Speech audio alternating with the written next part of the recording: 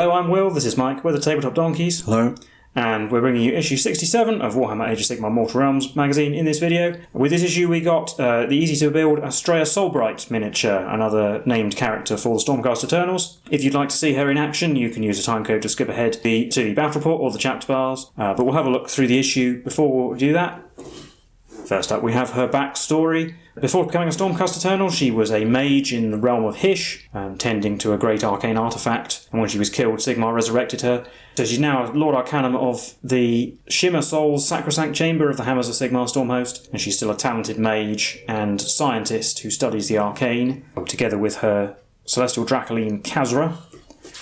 She's the inventor of the Spirit Flasks, those things that Lord-Arcanums tend to shatter in battle. And recently her research has gone towards trying to fix the flaw, which is the problem that happens when Stormcast Eternals are reforged and they lose a little bit of themselves. Although doing this has brought her into conflict with the Servants of Death, who Nagash thinking himself to be the only person who has a monopoly on immortality. Then we have a short story featuring Shanti, who's one of the elves of the Lumineth Realm Lords, battling against the terrifying ghoul-like creatures of the Flesh Eater Courts.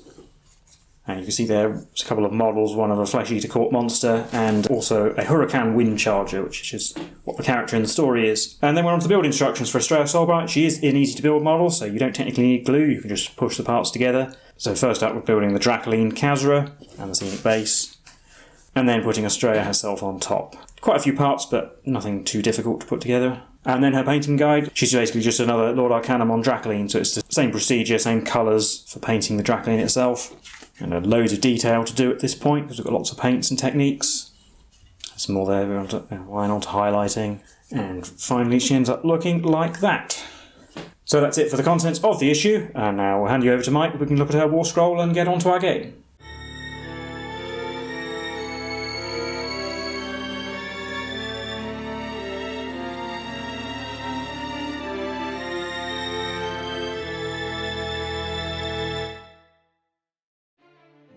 Need to look at the war scroll for Astreia Solbright. She's basically a Lord-Arcanum on the Celestial Dracoline. She has pretty much all of the same stats. Spirit Blast, Cycle of the Storm, Supernatural Roar and so forth. She does have a unique spell though, Lightning Pulse, which has a casting value of 5. If it's successfully cast, you roll a dice for each enemy unit within 12 of her that she can see, and on a 5+, that unit takes a mortal wound. And she has a different command ability. She basically has the same command ability that the Lord-Arcanum on Griff Charger has, but it has 3 inches of extra range, but normally would only affect Hammers of Sigmar units. But it does note here, if you're using her in a Mortal Realms based battle, then all your Stormcast Eternals count as Hammers of Sigmar units. Then we have a strategic overview of the area again. The spread of Khorne's influence seems to have disrupted the movements of the Nighthaunt and the Stormcast. So the Nighthaunt are bringing in some more leaders to try and rebind their wayward ghosts back under their control. Down here, it notes that some necromancers and Nighthaunt sorcerers are trying to hunt down a Purple Son of Xerius, which I think has been renamed. It should be the Purple Son of Shyish, but that's a little cameo from a Warhammer Fantasy spell. A main important thing to note is there's a ruined archive, an arcane tower. So the Stormcast and the Nighthaunt are both entering to try and recover any arcane secrets to try and stop this mess. And here we have the forces that we're able to choose from. Nighthaunt's the same as we have in the previous issue, and the Stormcasters has some minor changes. You can see Astreia Solbright is part of the options there, and she takes up 2 choices as you'd expect. And now we can get into our game, Battle for the Archive. So this is the Nighthaunt and Stormcast forces trying to take control over that arcane tower we saw on the previous page. And this takes place on the Realm of Fire, so we're using the Realm of Fire rules. And you can see the map there, we have all 4 boards. Each side's territory is 9 inches on from the long edge. And we have 3 objectives. There's an objective within each territory, 6 inches from each long edge, and 1 in the middle of the board. And we'll be using 4 pieces of terrain from the collection that we'll set up, and the Stormcast will be deploying first. Under the victory condition, the game lasts for 5 battle rounds, and then whoever has the most victory points wins. You get 1 victory point if you hold your home objective, 2 victory points if you control the objective in the no man's land, and 3 victory points if you control the objective in your opponent's territory. And these victory points are all scored at the end of your turns. And then for our armies, we get 2 hero choices and 6 troops choices each. And I won the previous game, so I'll be rolling for a triumph, and I'll see if I remember to use it this time. So we'll go over our army choices and then get straight into deployment. Well, here's the army I've picked. It's looking pretty familiar. It's basically the same as the army I always pick these days. We have the Guardian of Souls and the Spirit Torment. 2 units of 5 Harridans. Fortunately I only have 1 Slasher Crone, so 1 unit doesn't have 1. Got a unit of Chain Gas, a unit of Blade Geist Revenants, a unit of Spirit Host, and a unit of Hex Race. I'll make the Spirit Torment my general, and I'll give him the Master of the Black Arts command trait. And I think I'll also give him the Black Amulet as well, since that came in fairly handy last time. And now on to the Stormcast army. Since she's new this issue, we're taking Astreia Solbright, but she takes up both of my hero choices. My unit choices, unfortunately I'm still not allowed to use Sequitors or Evocators in my troops list, so we've gone for Liberators. There's a unit of 5 Liberators, 5 Judicators, 4 Castigators, 3 Retributors, 4 Gryph-hounds, and I brought the Fast Riders as well, because we haven't seen them in a while. And Astreia Solbright is my only candidate for General, but because she's a named character she can't have a command trait or an artifact of power. You also forgot to mention, you rolled for a triumph and I got I rolled a 1, so I get it's the reroll hit rolls 1. So giving you an overview of the battlefield, we finished deploying. I'll just briefly go over the terrain. We've got the Mausoleum over on the far left, the bell tower in the middle, and we rolled on the terrain table for it, and it's deadly, so it's basically the same as the Time-worn ruins down here in the bottom right. And then there's another ruin there, we use the Azurite ruins, we just use all of it as one terrain piece. We'll go over my deployment, so on my left flank I've got the Hex Race, 1 unit of Harridans with the Spirit Torment behind them. More in the middle of the board, they've got the Spirit Hosts, the other unit of Harridans, the Chain Gas, the Blade Geist Revenants, and the Guardian of Souls. And for my deployment, starting from the left, we've got the Gryph-hounds, then the Fast Riders with the Retributors behind them, Astreia Solbright looking important in the middle, the Liberators with the Adjudicators behind them. Finally out on the right flank, we've got the Castigators. So now we're going to be rolling off to see who gets to choose who goes first, and the Stormcast finished deploying first, so it's if a tie they win the roll-off. Which it is. It is. Both roll a 1. And, well, I think I'll make the Nighthaunt go first because I won't be in range, and if I move, I go first. Okay, so we'll head into Nighthaunt turn 1. My turn, I gain a command point in the hero phase, and then the Guardian of Souls will try and cast Mystic Shield, needing a 6. Getting it with a 6.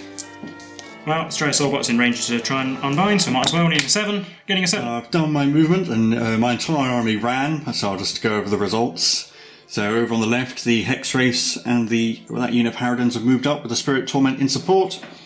And over here in the middle, the Chain Gas have moved up so that they're still wholly within 12 of the Spirit Torment, so they can project his aura along to everything else. The Spirit Host got a slow roll, so they're lagging behind a bit, while the other unit of Harridans has moved up, so they're all on the objective. And the Blade Geist have moved, trying to spread out a little bit, so that Astreia can't do a big charge and Spirit Flask everything. And then the Guardian of Souls moving up to project Deathless Minions and his own buffing aura. But that's actually going to be it. Nothing can shoot, because the only unit that can shoot advanced, they wouldn't be in range anyway.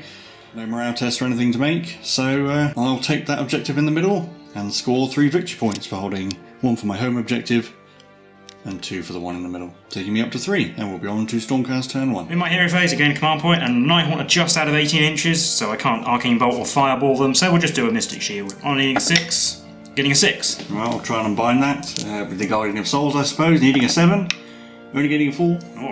I'll put that on the Fast Riders, because they're pretty much the only unit that's going to benefit from it at this point. My movement phase, the Liberators ran, they rolled a decent amount, so I didn't need to use a command point. That gets all 5 of them in range of the middle objective, as did the Fast Riders, because they can run and still shoot, so they're in range of the Hex Race. And Astreia has come up behind them as a sort of deterrent for charging them, because with her stick she can hit them over the top. Gryph-hounds, also out on the flank, moved up their full distance. The Retributors ran, just to try and keep up a little bit.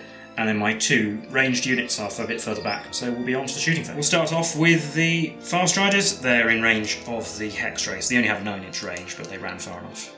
Yeah, and they can run and shoot. They have 6 shots between them, hitting on 3s, 5 hits, and winning on 4s.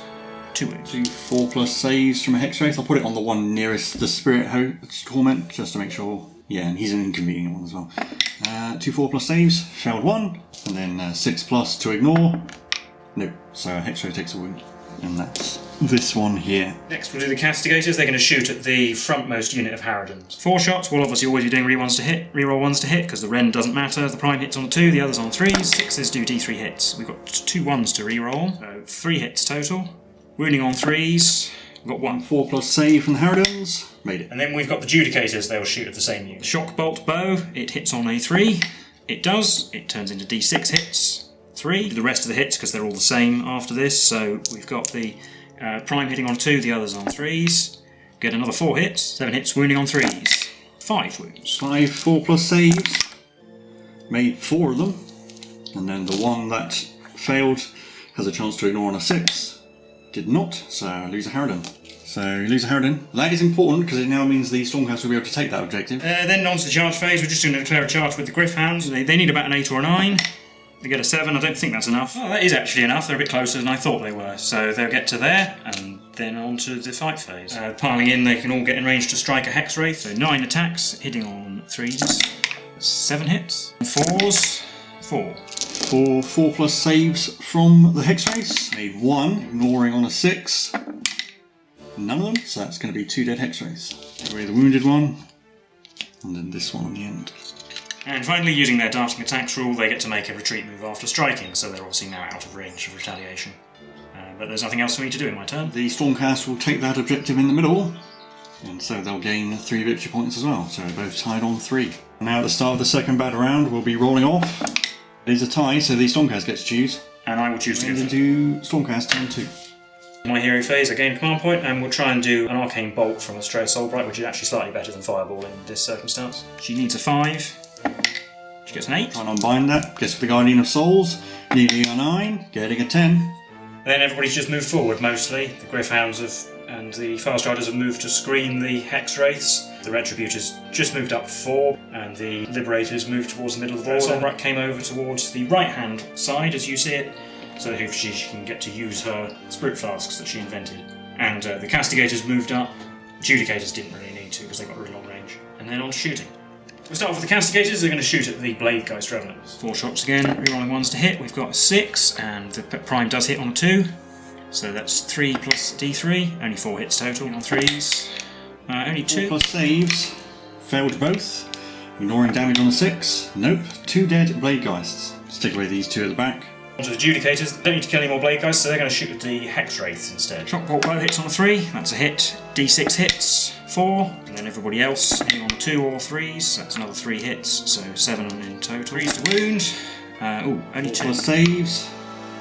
Made 1. To ignore. Nope. X-ray takes a wound. This chap here. And the Fast Riders will shoot at them as well. 3s. 4 hits. And wounding on 4s. Yeah. 2 wounds. 2 4+ saves. Failed both. 6s to ignore. Oh, ignored 1. So wounded X-rays dies. Down to 2 X-rays. We'll do the important charge first, which is Astreia Solbright. I only need a 3 to get in range, but at 8 is more like what I need. She will come round there, and getting lots of things within 3 inches, obviously, for the Spirit Flasks. Next up, we'll do the Gryph-hounds. Their charge is a 5, that will do. They'll charge like that.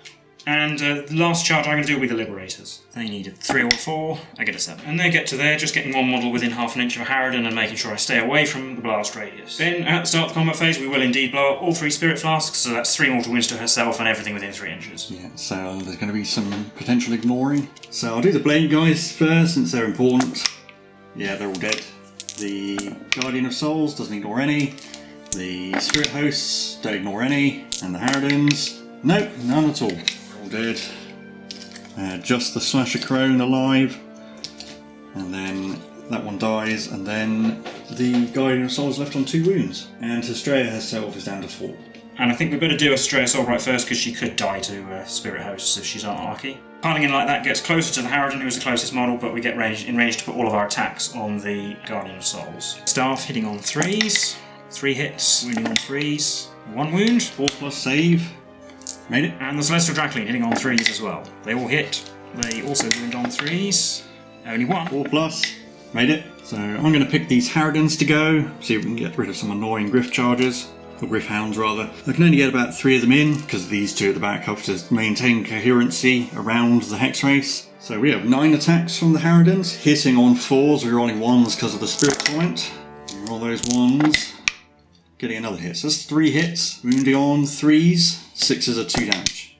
Well, there's 1 wound, so I can't wound either. No save for the Gryph-hounds, so... No, so that one in the end is just down to 2 runes. But then I will do the Liberators, because although the Gryph-hounds could escape, this might save Astreia Solbright. They'll pile in like this. You've got 3 in range to attack the Spirit Hosts, including the Prime, and 2 on the Harridan. We'll do attacks on the Spirit Host first, so there's 7 of them, hitting on 4s. 1 hit, wins on a 3.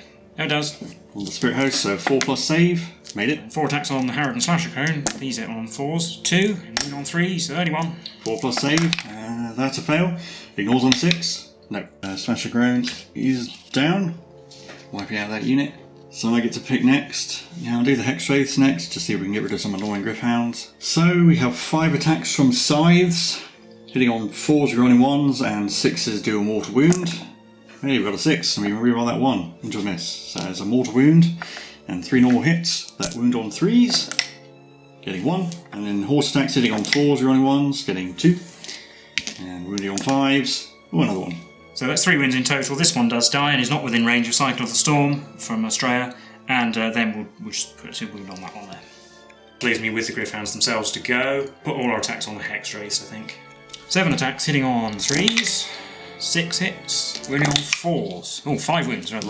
Clearly the Gryph-hounds are the ones who've sharpened their claws. 5 4+ saves, of which I made 2, ignoring damage on a 6. Oh, I ignored 1, so only 1 Hex Wraith dies.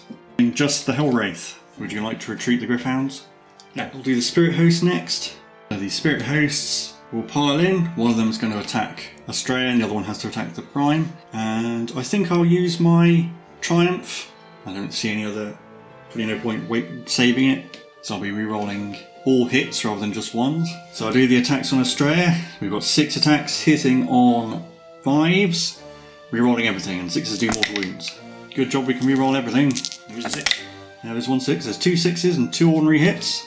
These ordinary hits wound on 3s, 1. 3+ save against the ordinary hit. Made it, so 2 wounds. Down to 2, and then the attacks on the Liberators. So there's 1 6 and an ordinary hit, and then re-rolling everything else. Getting another 6 and an ordinary hit, so 2 mortal wounds, and ordinary hits wound on 3s. Both wound. And 4+ saves roll 1s against those, which I made both of, so just 2 wounds. So a Liberator will die, but then I'll use Cycle of the Storm from Astreia to keep him alive, so that will just take a wound on 1. Remains on 1. And then I have the Guardian of Souls, who will attack Astreia. He's not going to pile in at all. So Guardian of Souls has 3 attacks, hitting on 3s, rolling 1s because of the aura being spread by the Chaingeists. They will hit. He wounds on 2s because of himself.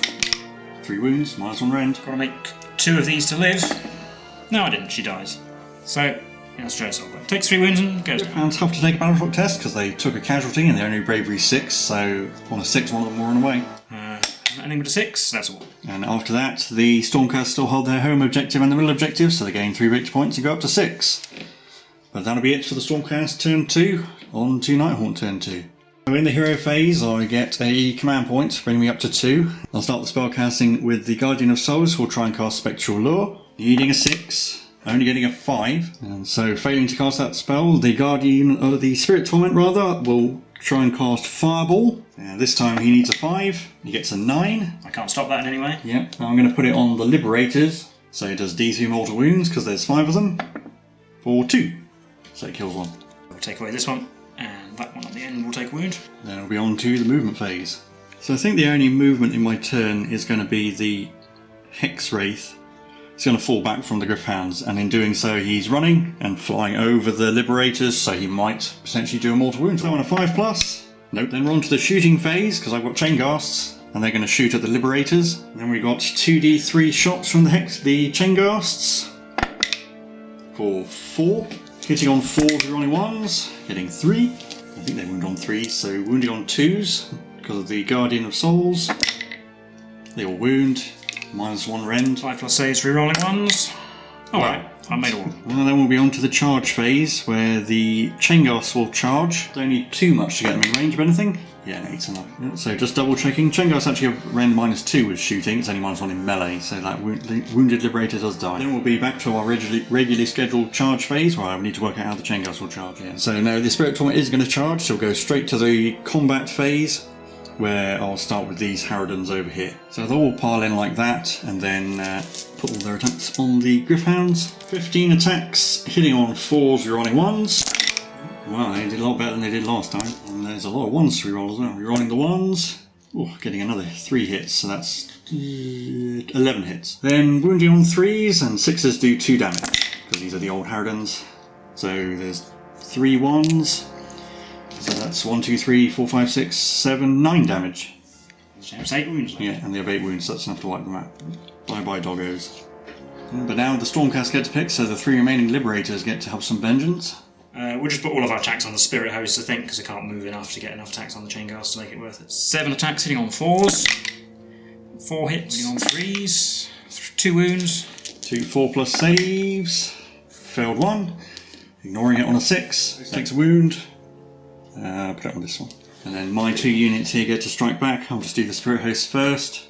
Actually, I'll do the Chainghast first, because their number of attacks is based on the number of models that are within range. So the Chainghasts aren't going to pile in, they're going to stay where they are, so that they're still wholly within 12 of the Spirit Torment. So they can only get 2 attacks apiece. So we have 4 attacks hitting on 4s, rerolling 1s, getting 1, and then wounding on a 2. It does. -1 rend this time. 5 plus save rolling 1s with a 4 is a fail. Yeah, so Liberator takes a whistle. Yep. And the Spirit Hosts get to go. Don't think they can really pile in. So we've got 12 attacks, hitting on 5s, rerolling 1, 6s do mortal wounds. There's only 1 6. And that's the only hit. Blimey, rolling. Oh, into another 6. So it's just 2 mortal wounds. That Liberator dies, and the one on the other end takes a wound. Unfortunately, I moved the Hexwraith in a brilliant strategic move. I moved the Hexwraith away from the Spirit Torment, so even though I killed a load of Stormcast this turn, I can't bring anything back with him. 2 remaining Liberators have to make a morale test. They lost 3, so on a 5 or a 6, 1 run away. Well, they rolled a 6, but because I'm Order, I can re-roll that. Yeah. Into another 6, so they both run away. They both run away. 6 plus 3 is 9, and they're only bravery 7. So I think that means I take that objective in the middle. So I do take that objective because all 4 of those models are just in range of the centre of the battlefield. That's going to be the end of my turn and 3 victory points for me, so we're still tied on 6. So just give you a shot of what the battlefield looks like at the end of battle round 2. So we'll be rolling off for battle round 3. So once again, the Stormcast went first last time, so if it's a tie they get to pick. Alright, I've got 1 again. So I'll go first. So we're on to Stormcast turn 3. Hero phase is irrelevant, command points anymore, and my hero's dead. So in the movement phase, the Fast Riders have come across the middle of the battlefield, Castigators have come up behind them, and the Retributors are continuing their slow slog, whereas the Judicators are going to stay back because the Nighthaunt still have fast units that could theoretically nick my home objective. And then on to the shooting phase, where the Fast Riders are going to shoot that remaining Hexwraith. They're all just in range. 6 shots hitting on 3s, only 2, and wounding on 3s. 4s. 4s to wound, so only 1. 4 plus save. Made it. We'll start with the Castigators. They're going to shoot at the Guardian of Souls, who isn't going to get Lookout Sir because there's no units of 3 models nearby. So hitting on 3s or a 2, rerolling 1s, 6s are good. We've got a 1 to reroll into a 3, so 3 hits total. Wounding on 3s, only 1. 1. Consistent. 4 plus save. Made it. Well, the Judicators will have to have a go because that Guardian of Souls is otherwise going to be very difficult to get rid of. Shot blow first, hits on a 3. It still hits. Wounds on. Oh, sorry. It's 4 hits total. Everyone else's hits on 3s. We have got a miss, so that's 7 hits again. Wounding on 3s. Oh, 7 wounds. Blimey. 7 4 plus saves. He's made 4 of them. Can he ignore 2 wounds on 6s? No. Down he goes. So the Guardian of Souls goes down for the first time in quite a while, actually. So we're on to the charge phase. Yep, and we'll start with the Fast Riders because they're in the way. Probably looking for about a 5. We get a 7. They're charging to the Spirit Hosts over there to get out of the way of the Retributors, who need to make about a 6-inch charge. Yeah, 6. An 8. Yeah, they'll come in like that into the Chainghasts. And I'll do the Retributors first. We will put all of them... we'll have to put all of them on the Chainghasts, I think, just to hopefully get rid of them. We've got 7 attacks, hitting on 3s. A 6 to hit does 2 mortal wounds instead of a normal damage. We've got 1 6 and a load of misses. Yeah. And so 2 ordinary hits. Ordinary hits win on 3s. Well, at least they both wound. Well, 2 4 plus saves. Oh. Fell them both. No Guardian of Souls to ignore damage, so the Chainghasts are killed. I guess I'll do the Spirit Host next, while I put all their attacks on the Fast Riders. So we've got 12 attacks hitting on 5s, no rerolling 1s anymore, and 6s do mortal wounds. Ugh. Well, there's 1, 2, 3, 4, 5, 6s, and no hits. Well, that's actually enough to kill off both of his companions, and Fast Rider himself is left on 1 wound. Also just realised I totally forgot about his bird that does mortal wounds potentially in the shooting phase. Yeah, for the entire game, but... So too late to do that now, just have to remember if he's still there. He does get to attack though. He'll pile in this way a little bit and attack the Spirit Hosts. He has 3 attacks, hitting on 4s, so he only gets 1 hit. Wounds on a 3, that's a wound. 4 plus save, Spirit Hosts. Made it. Well, so the Stormcast are going to retake that objective and get 3 victory points, but Sanson Fast Rider has to make a morale test. On 6, he'll run away. No. 9 victory points to 6 as we head into Nighthaunt turn 3. Now my hero phase is going to command point go up to 3, and then I'm going to use the black amulet from the Spirit Torment on the Retributors, so it does 3 mortal wounds, just instantly kills one of them. Take away that one. And then he's going to try and cast Fireball, needing a 5, getting a 10, and actually he'll put it on the Retributors, so they'll take D3 mortal wounds. So D3 mortal wounds to the Retributors for 3, so that's another Retributor dead, that was worth it. Didn't catch it, but the other normal Retributor died, leaving just the Prime. In my movement phase, Spirit Hosts are going to stay where they are in combat. The Hexwraith is going to fly over Farstrider and try and bomb him, so I'll do that after I've shown the other movement. And moving around the bell tower, the Spirit Torment and the Harridans have moved up normally. So on a 5+, Hanson Farstrider takes a mortal wound. He does not. So I have no shooting, so we'll be on to the charge phase. I'll do the Harridans first. So going to want to, if I get a really big roll, I might be able to get into the Judicators. 3, so that is enough to get them in range. You can use one of your many command points. Yeah, I think I will. If this fails, I'm going to have egg on my face, but I'll re-roll that. Oh, an 8. Oh, so close. I needed a 9 to get to the Judicators, so the Harridans will have to charge into all those Castigators. Next, the Hexwraith is going to charge. Not needing very much. Well, he gets an 11. So he's just going to come into Farstrider. And then the Spirit Torment's going to charge. He's concealed by the bell tower, but yeah, there he is. Spirit Torment's going to charge. So needing a fairly decent roll, a 5. So he needs a 7 to get anywhere, so I'm going to spend a command point to reroll that. Oh, 7, there we go. He gets into range of the Retributor Prime, mainly just to get him in aura range of everything. And so we'll be on to the fight phase, where I'm going to pick the Harridans to go first, because I'm going to need to want to kill all of those Castigators. So we have 15 attacks, hitting on 4s, re-rolling 1s. A lot of 2s, shame we can't re-roll those. And then the single 1 gets re-rolled into a miss. So that's 8 wounding on 3s, 6s are 2 damage. No 2 damage, 6 wounds. 6 5+ saves for Castigators. Made 2, so that's 2 dead. So 2 Castigators will die. Now the Stormcast gets pick. We'll do Farstrider before he gets annihilated. I think he'll put all his attacks on the Hexwraith, because that would be useful to get rid of a unit. 3 attacks on hitting on 4s. 3s. Oh, 4s, yes. Yeah, 4s. Yeah. Wounding on 3s, sorry. 2 hits, wounding on 3s. 1 wound. 4+ save for the Hexwraith. Nope. Gnaws damage on a 6. Nope. He's down to 1 wound. Now I'll do the Spirit Torment next, see if he can finish off the Retributor Prime. Spirit Torment has 3 attacks, hitting on 4s, rerolling 1s because of himself. He gets a single hit. Any wounds on a 3? He does. -2 rend. 6 to save. Nope. D3 damage. 1. Retributor Prime's down to 2. Then the Retributor Prime gets to hit him back. He'll piling around the back of the Spirit Torment so as to get out of range of the Spirit Host. And he has 3 attacks, hitting on 3s, 6s are 2 mortal wounds. That's 2 normal hits, which wound on 3s. 1. 4+ save. I'll do the Spirit Host next. So there's going to be some piling in. They're just going to pile in around Farstrider and then put all their attacks on him. So we have 12 attacks, hitting on 5, 6s do mortal wounds, and rerolling 1. Well, there's 2 mortal wounds in there, so he's dead. Farstrider goes down. Then I got my Castigators to go. They're obviously going to attack the Harridans. 4 attacks, hitting on 4s, 2, and 4s, 2. 4+ saves. Made both. The Hexwraith can be chosen to pile in, but I'm not going to, so he's still free, so he can potentially bomb someone else in the next turn. But that'll be it. I'll take the control of the objective in the middle again, and the Castigators have to take a morale test. Yes, and so does Retributor Prime, actually. Retributor Prime fails on a 6. Re-rolling. Which I can re-roll. Oh, he's okay. He's Bravery 7 and he lost 2. Yeah. Castigators also lost 2, so same thing. They're fine. And at the end of the round, I killed 5 Stormcasts, so I'll use the Spirit Torment's ability to heal up that 1 remaining wound on that Spirit Host, because if I manage to kill 3 more in the next turn, I can bring another one back. Still all to play for, 9 victory points apiece for battle round 4. I keep winning, so I will go first. Again, nothing for my hero phase, but I've just noticed that if my Retributor Prime rolls really well and runs and retreats, he can actually get onto the Nighthaunt home objective. I think he needs to roll a 5 or a 6. We'll see what I can do. So his run roll is a 5. It might be enough. Actually enough, he can get around the Spirit Torment and outside of 3 inches of the Spirit Host and within 6 inches of the Nighthaunt home objective. And the Castigators will stay in melee because they were going to shoot the Harridans anyway, and they can't do that if they retreat. And the Judicators will stay there because they might need to charge the Harridans. We'll see. On to the shooting phase. Castigators will shoot first. 2 attacks. Hitting on 3 or 2, rerolling 1s. We've got 2 normal hits, wounding on 3s, or 2 wounds. 2 4+ saves, made 1 failed 1, chance to ignore on a 6. Nope, Harridan dies. And this one. Judicators will shoot at them as well, I think. Shockbolt bow, hits again, inconsistent.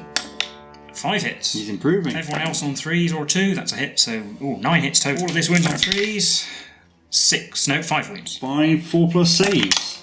Ooh, one got in the mausoleum, so that's 2 fails. And ignoring on 6s.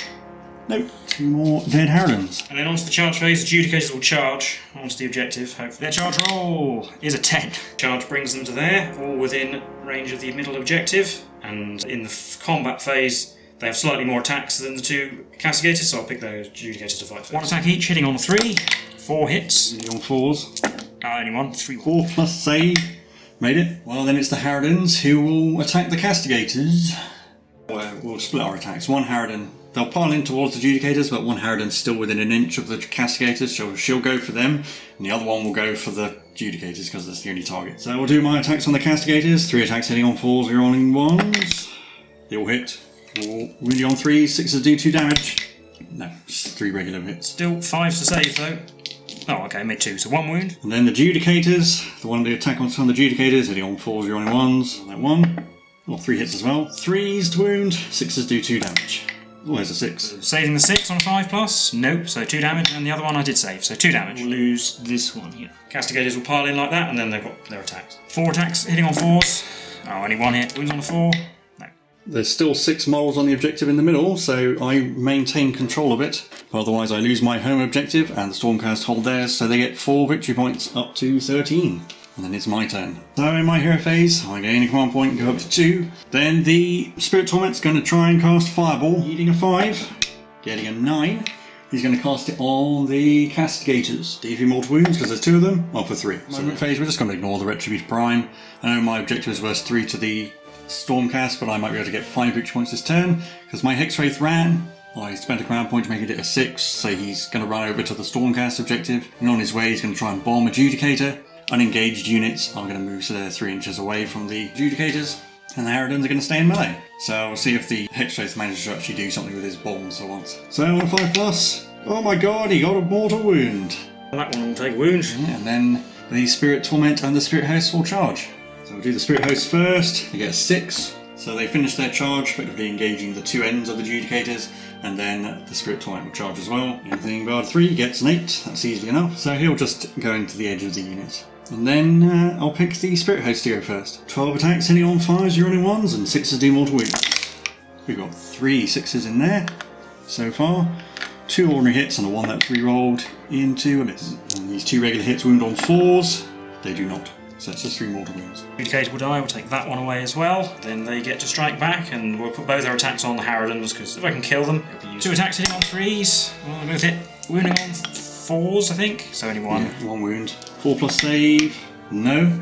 Ignoring on a 6, no, so Harridan dies. Let's take away the one that's furthest from the objective. Then I'll pick the Spirit Torment to go, so he'll pile in. 3 attacks on 4s, 0 on 1s, they all hit. Wounding on 3s, they all wound. That's 2 rend. 6s to save. Well, technically you could roll 3 ones for damage. 3d3 damage. So that's 5. Enough to kill the Adjudicators. And at the end of my turn, I can also bring back 3 Harridans, because I've killed 4 Stormcast this turn. So I'll bring back 3 Harridans there. And I control the Stormcast objective and the middle objective, so I gain 6 victory points, go up to 15. So at the end of battle round 4, I'm leading 15 points to 13. I might go on to battle round 5, because I can get 3 victory points even if I go first in this turn from that Nighthaunt home objective, but there's no way the Nighthaunt are not going to get 2 victory points, which... But yeah, I go up to 16, and then they'll get an extra 2. I mean, he can't physically take the middle objective. Yeah. And then he can't do anything about the Hexwraith, so that'll be a Nighthaunt victory. Just about. Didn't feel like I was going to win, to be honest, but we'll recap that for you now. So that was the game for issue 67 of Warhammer Age of Sigmar Mortal Realms magazine. How did you think that went? It went a lot better than some of the recent games have gone. Obviously, it's still lost, but it was closer. We were tied until the 4th battle round. So yeah, and I was doing pretty well in the early game. It helped to win all the turn roll-offs, and if I hadn't done, I would have just been swamped, I think. To be honest, I'm quite surprised to win out in the end. It looked like it was going really well for me at one point, but... I mean, after you got a double turn and blew away 3 of my units in one turn, basically. Or two of them, I think, the Blade Geist and the Harridans. And as I said in the army overviews, I wasn't allowed to take Sequitors or Evocators in this game. Being able to have a competitive game against a pretty decent Nighthaunt army with arguably some of my less effective units was quite good, really. Yeah, well, I think there were a few key points where you were unlucky, like failing the Battletop test for the 2 Liberators, so they both ran away, and I'm sure there's a point where you could take the middle objective that I ended up maintaining control of it. I did forget about Farstrider's bird that can do mortal wounds on a 4+ in the shooting phase. If I'd remembered that, I probably would have been targeting the Hexwraith, and then that Hexwraith, the Hellwraith might be dead. I think we rolled them off camera and it did do a mortal wound that I didn't ignore, so the Hellwraith would have been dead. But if everything else had played out similarly, I probably would have fallen back the Harridans onto your home objective. Even then, the Spirit Hosts and the Spirit Torment were still able to kill the Judicators. So. I don't think it would have made a difference to the final result. Astreia Solbright as well also didn't roll very well in melee. She only got 2 wounds out of 7 attacks because she rolled badly to wound, and then the Guardian of Souls survived and killed her. It was quite fine margins, like just getting 3 wounds with your Fireball and killing another Retributor was quite important. And killing the 2 Castigators as well. I think for the most part the game was actually marked by quite a lot of poor wound rolls from both sides a lot of the time. And some good save rolls from both of us as well. I don't think, to be honest, it's just almost as close as a game could possibly be. Yeah, exactly. Just one model or one wound here and there. Yeah, I think I made a mistake leaving the Hexwraith far away from the Spirit Torment. But I have to bring some back. I didn't actually get to bring very much back until the end, or it didn't actually matter anymore. My shooting wasn't outstanding, but it did kill a Harridan when I needed to take an objective, and it did kill the Guardian of Souls just about, and it did just enough damage a lot of the time to keep me in the game. And also, my Griffhounds did quite well. They held up your forces for a while and actually killed at least 2 Hexwraiths as well, which is only when the Harridans got involved that they actually went down. So that was, and the Farstriders were alright as well. Guess we should talk about Astreia herself. I'd say it's odd is that she's an easy to build model, but we actually are really late into the magazine. I would have thought they'd give us to her first. Well, I suppose the Lord-Arcanum Griffcharger is easy to build as well. And I guess she's essentially the same as the Lord-Arcanum Drackling. I'd say I'd probably choose her than a generic one most of the time, unless you're not the Hammers of Sigmar. I would say she's between the 2 other Lords Arcanum, because the normal one on Drackling has a relatively useless command ability unless you take Dracklings, which in this collection you have 2. It's really not worth the command point.